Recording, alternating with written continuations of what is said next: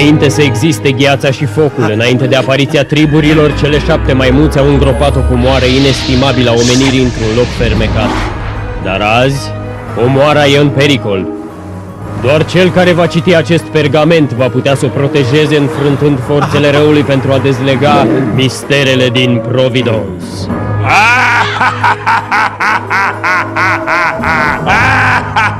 Romanul lui Gontran.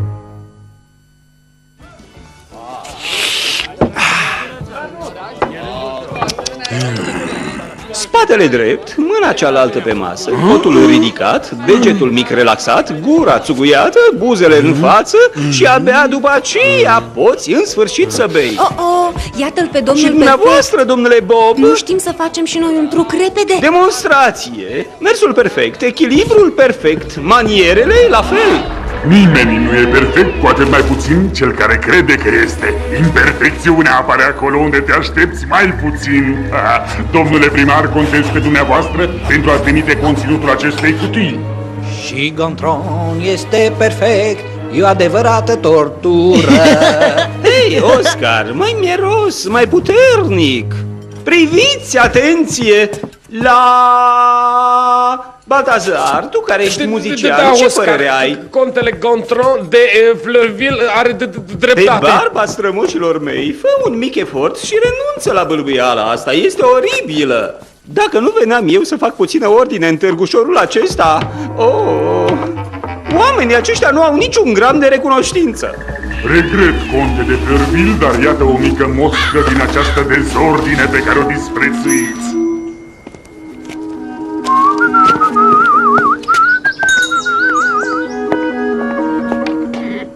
Mulțumesc, Fred. Pa!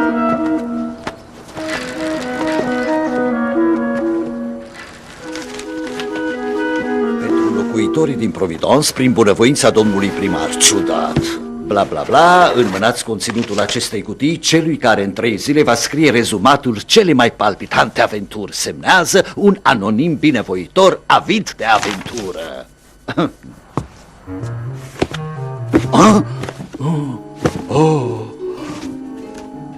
Cred că e 1.000.000 aici. De ce să risipesc atâta bănet pentru un amărât de scriitor din Providence? Aș putea să fac o mulțime de lucruri cu banii ăștia. Bună ziua, Oscar. Cred că ți-a căzut ceva. Mie? Nu cred. Așadar, ce te aduce aici? Ba da, a căzut ceva. Ei bine, uite, un concurs literar. Și ce recompensă! Haide să le dai de știre! Trebuie să ne grăbim? N-am putea să fructificăm banii ăștia câteva zile? Sau câteva ore? Îmi ajung și câteva secunde. Haide să le dai de știre. La picioarele sale, mica Amedee aruncă cu cartofi și flori. Toate bune și frumoase, chiar mirific aș putea spune, dar fără aventuri. Îl vedem pe domnul perfect la treabă. Am găsit. Când vorbești de navigare, vorbești despre aventuri. Un vapor ce pe ape plutește. Vaporul eroului plin de turtă dulce e perfect pentru început. Nu e bine. Cred că se cuvine să-i dăm un imbold.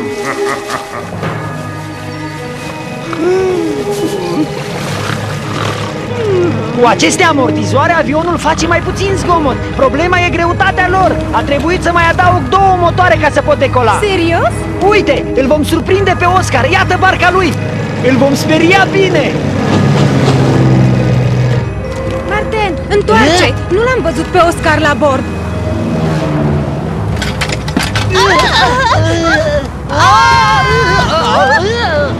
Problema cu amortizoarele astea e că pierzi din suplețea zborului. De acord, cheamă repede ajutoare. SOS, începeți căutările. Barca lui Oscar s-a scufundat în lac. Poziția X2UP5. Nici urmă de Oscar sau de barcă. E vina mea. Nu trebuia să plec, Katia. Dacă aș fi avut costumul de scafandru, ar fi fost salvat. Salvat cine? Oscar, unde ai fost? La mecanic, mi-au trebuit 8 ore să-mi repar barca. Cum? S-a întâmplat ceva? Oh, dar nu era barca ta cea de pe lac? Sigur că nu, a stat toată ziua în port. Adică noi am avut vedenii? Ei, Katia, nu e vorba de asta. Oscar!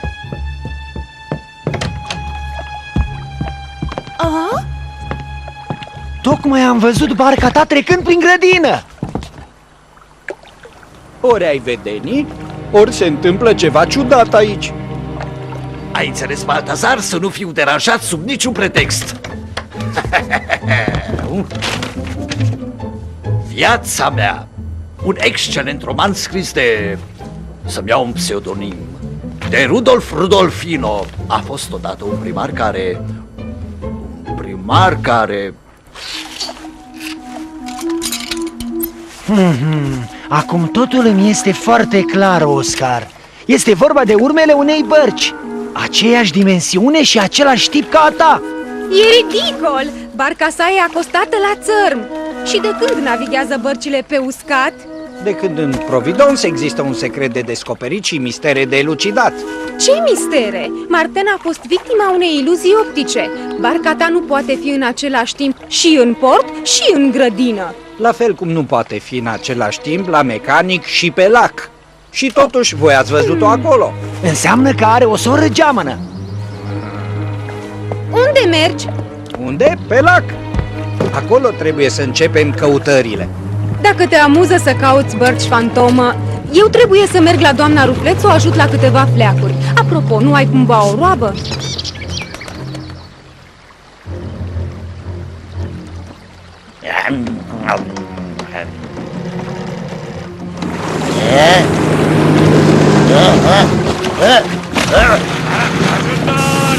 Ajutor!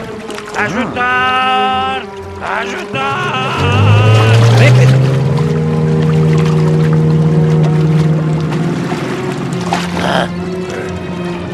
Prinde prăjina asta! Pleacă de aici, lasă-mă în pace! Dar...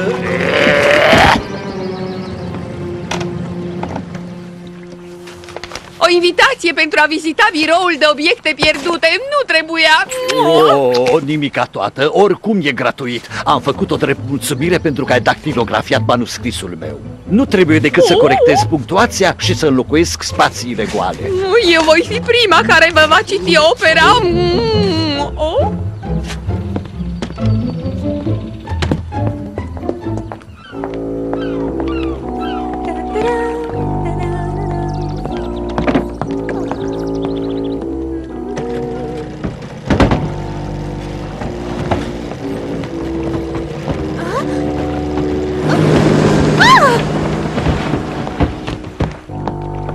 Ia te uită!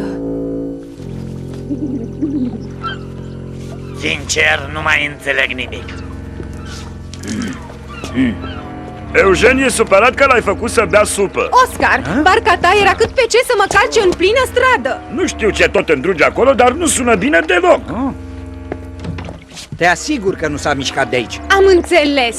Tu și Martin ați inventat povestea asta diabolică ca să mă alungați. Vom sta aici. Dacă pleacă undeva, vom fi primii care vom afla. Citesc. A fost odată un primar. Puncte, puncte. După care el, puncte, puncte. Deci a doua zi, alte puncte, puncte. Și așa până la capăt. Așa ați înlocuit spațiile libere, domnule. Textul seamănă cu un Schweitzer. Dar... Niciun dar! Veți scrie de 100 de ori. N-am să pun pe nimeni să muncească în locul meu. Primarul nostru va scrie o adevărată capodoperă. Nu vă mai străduiți. Nu aveți nicio șansă să câștigați concursul.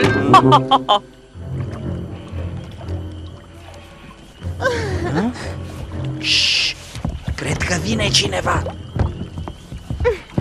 Oricine ai fi, te fac praf. Cred că vă e foarte foame dacă nu dormiți. Se vede treaba că avem o imaginație bogată. Nu e bine, nu e destul de înfricoșător. Zici că nu-i înfricoșător, ia să vedem ce putem face. Ar trebui să am niște idei grozave ca să-l înving pe primar.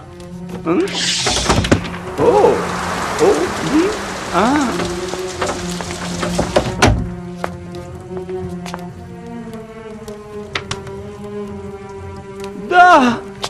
Excelentă idee! Sunt minunat! Șchepătând, cavalerul negru decapita iergurile. Sub coiful său ornamentat, o cicatrice îi brăzda chipul de la ochi până la bărbie. Aruncă ciomagul, scoase flinta, îndreptă spada, măciuca, baioneta.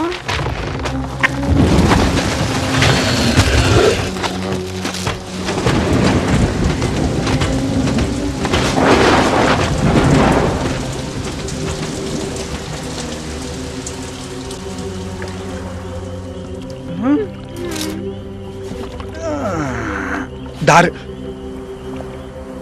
Katia, e cineva la mine? Oh, nu, de data asta vreau să dorm, gata.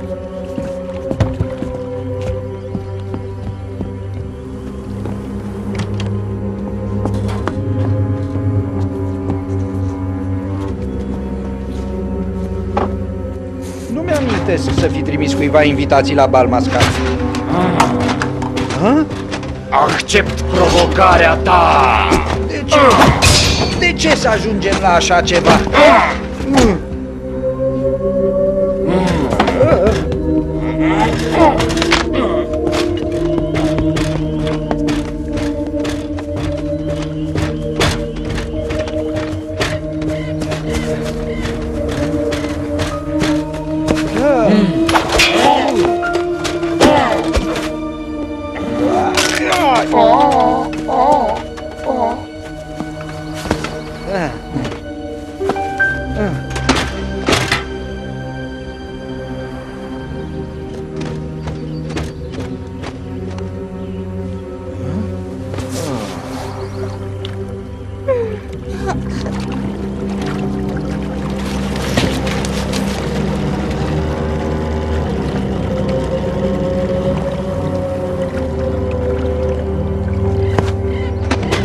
Că am scăpat.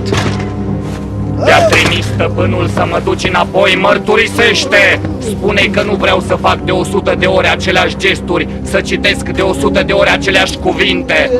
Da, bine, am să-i spun... Se numește praf descărpinat, nu e o armă perfecționată, dar e foarte eficace.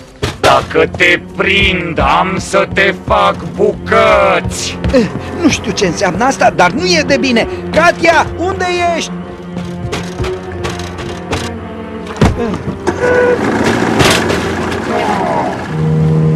Deocamdată am scăpat.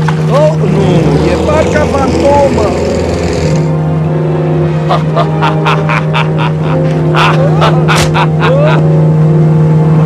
Oscar, sari! Mumia descărnată din Cairo, măcelarul chior din Paris și vârcolacul sângeros din Londra. Poftim, e tot ce am și acum te rog să mă scuzi, mă duc să mă culc. Mi se va întinde în cale un covor roșu. Concursul acesta este al meu. Avem deci o barcă fantomă și un cavaler care fuge de stăpânul său. Slabe indicii. De aceea nu-mi place să stau la palavre cu cavalerul acesta. E gata! Atenție la cap! Funcționează! Iată jucăria ta! Vrăjitorii folosesc acest fluier pentru a atrage spiritele. Ceva îmi spune că acest cavaler nu e tocmai din carne și oase. Și atunci cavalerul negru ajunse pe trotuar și deasupra craniului turnă din ceainic. Nu-i așa că e îngrozitor? Nu-i așa că este perfect? Acum, Martin! Întotdeauna intri în casele oamenilor fără să cer voie? Urât din partea ta. Drept pedeapsă vei răspunde la două întrebări. Cine te-a trimis la Providence și... cine e stăpânul tău? Și astfel, deghizat în cavaler, eram ca un vârcolac uriaș. Atunci vârcolacul cu buzele iepure, ochii galbeni și gura căscată, asemeni unei muște de pe perete, sări cu furie. Celții spuneau că vârcolacii se feresc de lumină.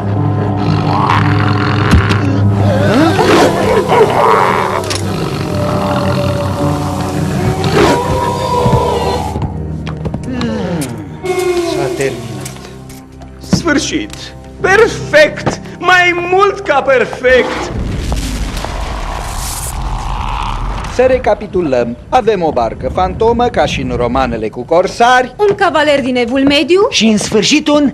grrr din legendele celților. S-ar zice că toate forțele răului se întrunesc în Providence.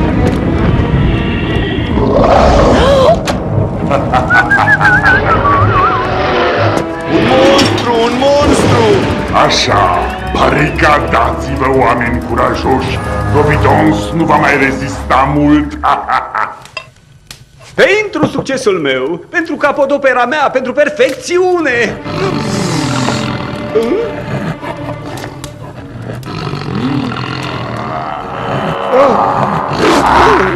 Ochii aceștia galbeni, buză de iepure! Vai! Oh, nu! E chiar vârcolacul din manuscrisul meu! Creaturile acestea trebuie să aibă ceva în comun. Mie îmi amintesc de monștri din cărțile din copilărie. Asta e! Amintește-ți ce a spus cavalerul, că în cărți se refac mereu aceleași gesturi. Și că se repetă aceleași cuvinte. Crezi că această creatură a ieșit dintr-o carte? Nu e deloc ciudat. Cunosc un bătrân în Mongolia care leagă cărțile cu un șnur înainte de a se culca. Știi de ce? Ca să nu iasă răul noaptea din ele. Unde se află cea mai frumoasă colecție de cărți din Providence?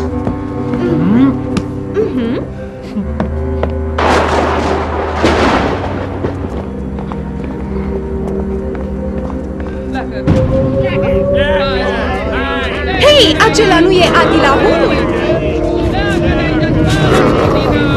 E mai bine să citești despre el decât să-l vezi.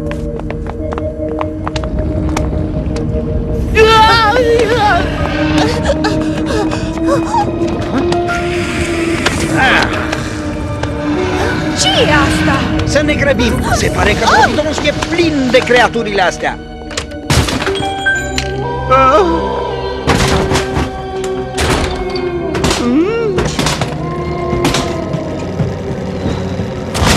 Nu sunt vinovat! Nu am creat eu monștri aceștia! Adică nu ai creat decât doi! Da, Atila, vârcolacul Evului Mediu. Aveam cărți despre toate acestea. Aveai? Da, nu le mai am. Le-a cumpărat contele de Fleurville pe toate. M-a trezit în toiul. Unde mergeți? La conte! Poate că e în pericol. Crezi că sunt malefice cărțile lui Stanley? Dacă a fost vreuna, acum e a lui Gontran. Trebuie să ai sufletul curat. Sper că n-am sosit prea târziu. Domnule conte? Totul e bine? N-ați pățit nimic? Cărțile pe care le-ați cumpărat de la Stanley sunt... Haideți, vă ajutăm să plecați de aici. Hei, Katia, dacă nu vrea să vină, nu vrea. Trebuie să plecăm. Stăpâne? L-a numit stăpâne. Gontran nu e o victimă, ci e stăpânul lor.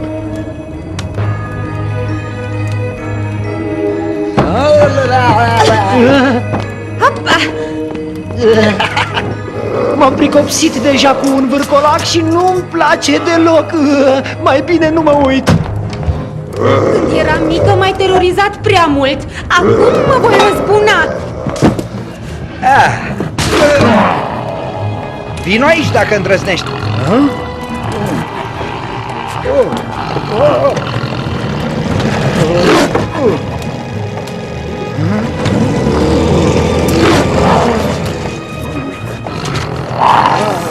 De data asta ești al meu. Bine, atunci prinde-mă. Ce mai aștepți? Nu te grăbi, încă n-am terminat cu tine. Manuscrisul meu!